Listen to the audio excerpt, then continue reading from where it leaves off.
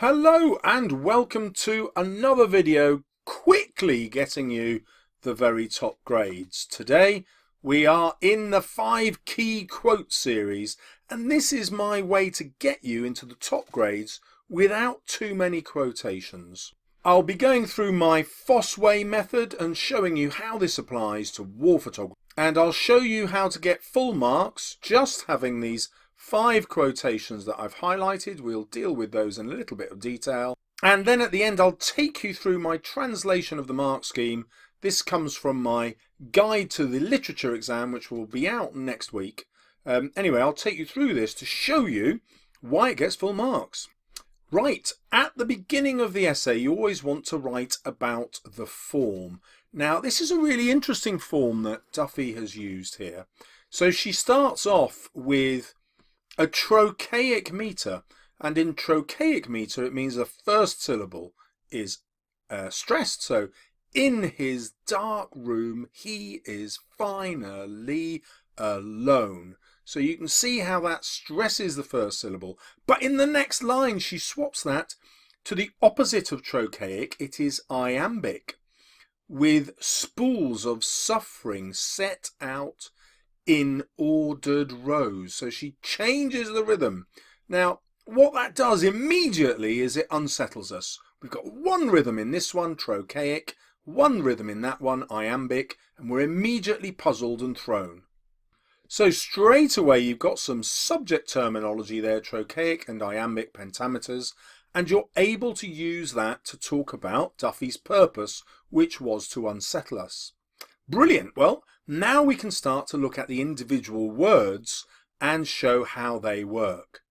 So in his dark room, he's finally alone. She uses symbolism here. So the dark room is literally the place that old film used to be developed. You know, when people had spools of film, this was inside your camera, you took the spools out and you developed them in a dark room, and you had to make sure that the light didn't get to the negatives. So you could only have a red light in there. Anyway, you can Google that if you want. But the point of this is that's used symbolically. It suggests that his purpose is dark. So immediately we're questioning the moral purpose of the war photographer. Is he a dark person or only recording dark events? Then we have this interesting idea that he is finally alone. So he's obviously a loner. This sounds like, with the word finally, that he's really pleased at last to be on his own. Perhaps he's someone who doesn't like humanity. Perhaps he doesn't think men can be good because of what he's seen in wartime. So it challenges our expectations. Then we have another double meaning. The spools are literally what you would call unraveling the negatives. It was on a spool and you'd unroll it. But we've got this idea of spools of suffering. It's a brilliant metaphor. So each photograph conveys suffering. In there we've got some more subject terminology. This alliteration of the S sound is called sibilance, and here it's a soft sound but also sinister. So it gives us the idea that what he's doing is sinister, not just the photographs themselves, but being a public observer of it and not interfering. And then if we work to the end of our couplet, the photographs are being set out in ordered rows, but this is obviously an allusion to death, because the semantic field here that we're being given is of a graveyard. We imagine gravestones set out in ordered rows, and we're used to this sort of image in war cemeteries. So we've got an image straight away of this photographer who is earning his living through other people's death, and that's the central moral dilemma at the center of this poem. Does the war photographer profit by other people's death, or is his job, because it is a male in this poem, to try and prevent further deaths by exposing what death is really like? My next quotation is a rhyming couplet, mass and grass. It's actually a half rhyme here, and the half rhyme again is a structural feature, and it's there to unsettle us. Also, we have that trochaic iambic trick. A priest preparing. So not stressed, priest, stressed, preparing. So this is iambic, but then here, Belfast, Beirut, Phnom Penh. Now we've got trochaic. And again, she puts these two different patterned lines together to unsettle us. Now, let's look at the alliteration of priest preparing. The consonants of the repeated P's feels quite violent. These are called plosive sounds, as in explosion, plosive. So it's a violent sound which links us to how these people have died. This again is a metaphor. So when he's developing the photographs, he is like a priest, so somebody who is godly. Now this is used ironically because what he's doing is recording death. Here it's as though he's intoning a mass. The priest will help the soul into heaven. Of course, the photographer is doing nothing of the sort.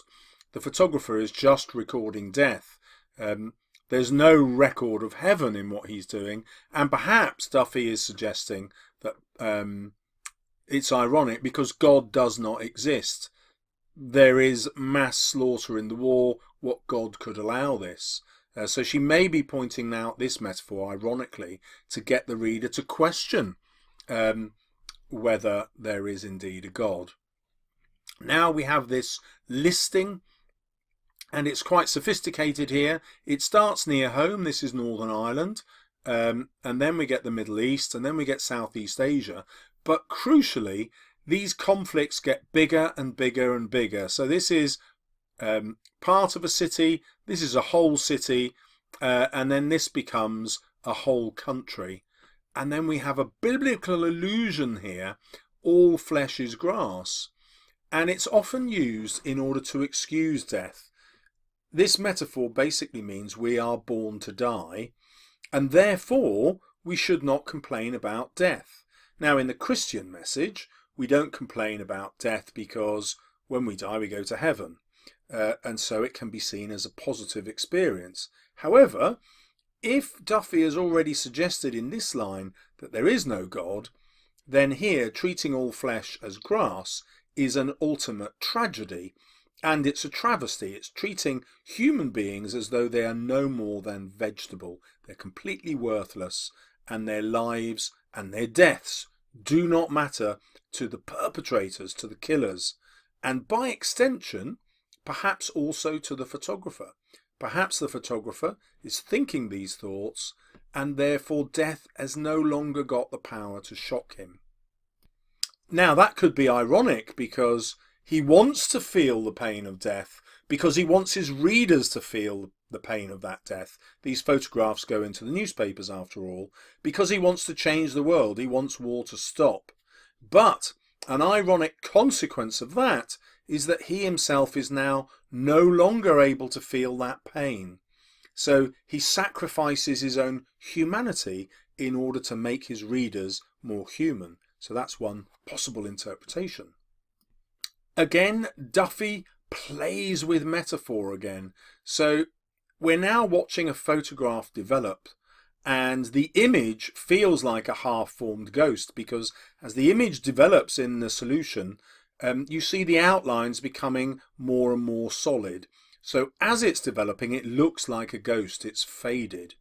However, again, we've got the semantic field of death here, so she deliberately reminds us that the person in the photograph is probably dead. And then we have, he remembers the cries of this man's wife, how he sought approval. So what's interesting now is he can't really focus on the dead person. He's focusing on that person's wife who is living and her cries. He puts cries at the end of the line to emphasize the pain that she's feeling. And then he contrasts that with his own feelings, which are seeking approval. Now it's like he's asking permission to be allowed to photograph this execution. Now Duffy has in mind a famous image, which I won't show you, And the reason I won't show it to you is you'll end up writing about it in the exam as though that's what she's definitely writing about. And of course it's not definite. But there's this famous photograph of a policeman executing a member of the opposition army, shooting him in the street while people are watching on. And it's taken the split second before the trigger is pulled. And Duffy writes this as though the photographer is pointing the camera at the husband who's about to be killed, but looking with his eyes at the wife who's crying because she's just about to be executed. Now, that approval is not given. So he looks for that approval, but it does not arrive. He takes the photograph anyway. So this again is a moral dilemma. Is he taking this photograph in order to show how horrific war is and therefore prevent it? Or is there a voyeurism involved here? Is there an intrusion on this private grief?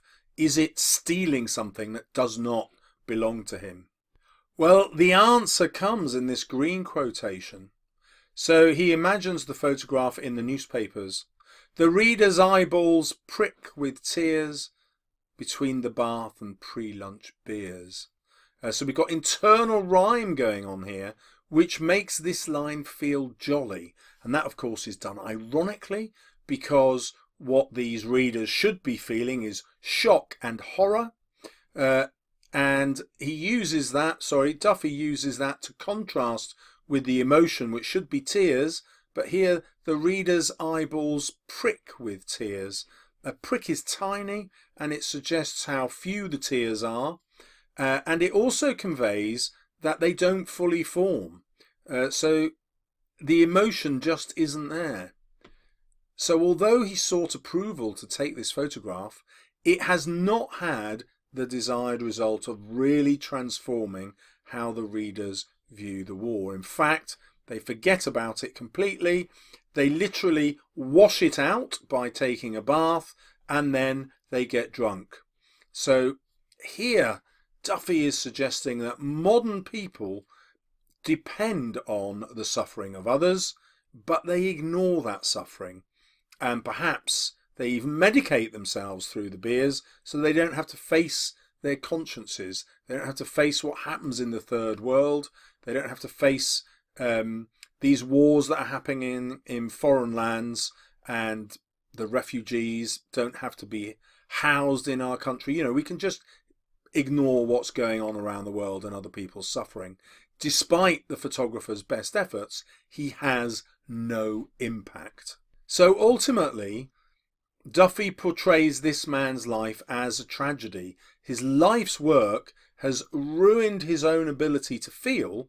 It's made him, as we saw at the very beginning of the poem, only enjoy his own company. He is now alone, but his reward, which he hoped for, to change the way other people viewed the world and viewed war, has not happened. So all his efforts have been for nothing. She then ends with a final rhyming couplet. Now, ending with a couplet suggests a sense of completeness. It's rounded off, you know, the two lines rhyme together. But this is done ironically, because there is nothing complete about what the photographer feels. From the aeroplane, he stares impassively at where he earns his living, and they do not care. So it's ambiguous here. Is he staring out at Britain as he leaves and goes back off to war, or is he staring impassively at the war he is leaving to return back to Britain? But either way, his stare is impassive.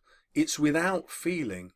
In other words, Duffy is saying that ultimately the war photographer has been destroyed by his role. He is unable to feel pleasure at coming home or pleasure at providing a service in the war that he's in. He's not going to make that country any better, and he's not going to make his own country any better. And he's just left with this desperation to make the people at home care enough to change the war, but actually they don't. And then there's this final irony that feeding this limited amount of emotion in people is how he earns his living.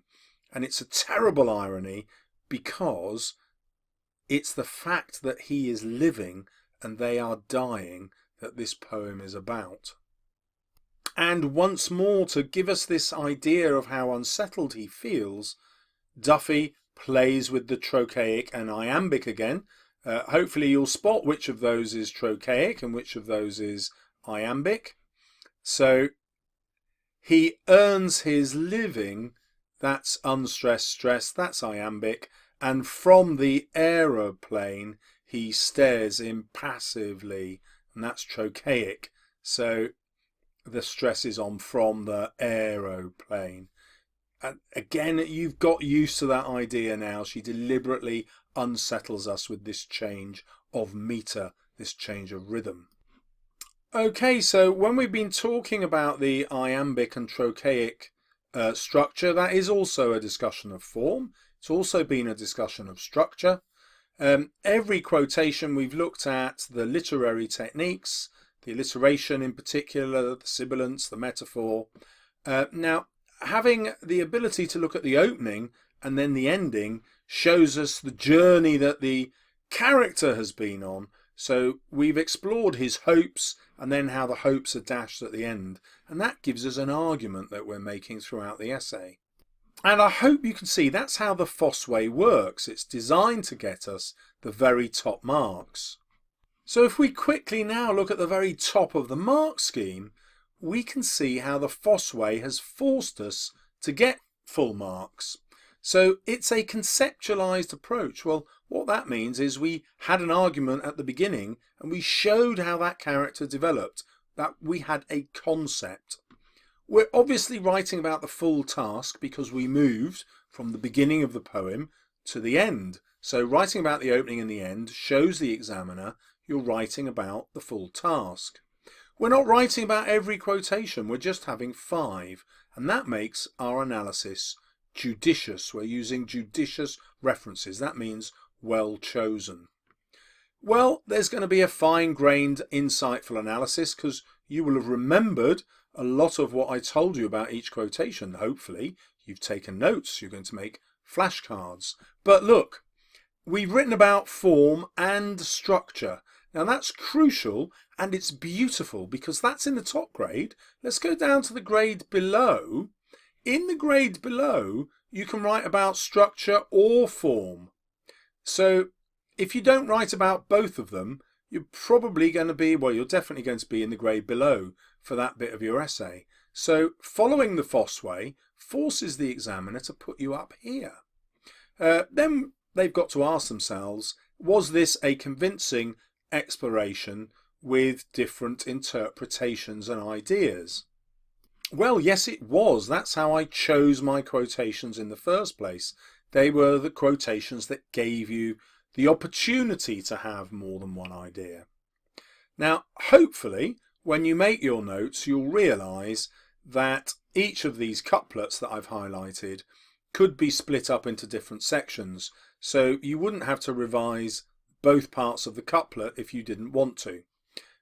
You've got enough to write your essay. However, because these appear in couplets, I think they'll actually be quite easy for you to remember for the exam. Now, your next step ought to be to try and write an essay where you compare the two poems. And what I've done here is translated the mark scheme not as a set of skills, but as a set of instructions about what you should do to write your essay. And I've set those instructions out as assessment objectives.